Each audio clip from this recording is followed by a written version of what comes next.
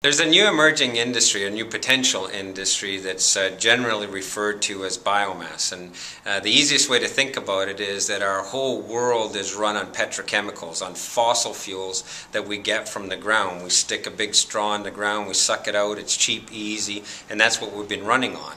But if you take 2 seconds, you realize that that's really just ancient forests, ancient biomaterials that have been compressed and condensed over generations. And all they are is long carbon fibers. We have the same in our standing forests in British Columbia.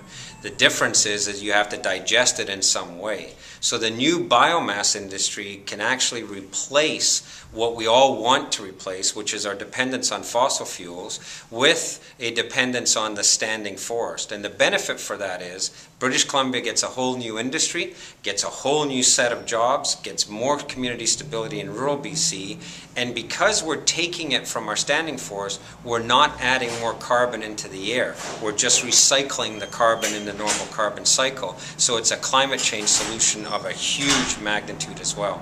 And what does biomass do?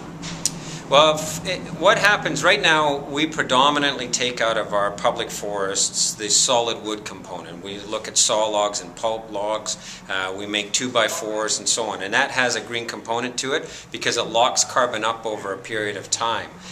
If you actually look at the forest and say we want the fiber from the forest, then we have a more holistic look. We get the solid wood from it, but then we digest it down and we get a feedstock or raw material to replace all of the plastics, the feedstock for plastics, the feedstock for fuels and oils that you get from fossil fuels.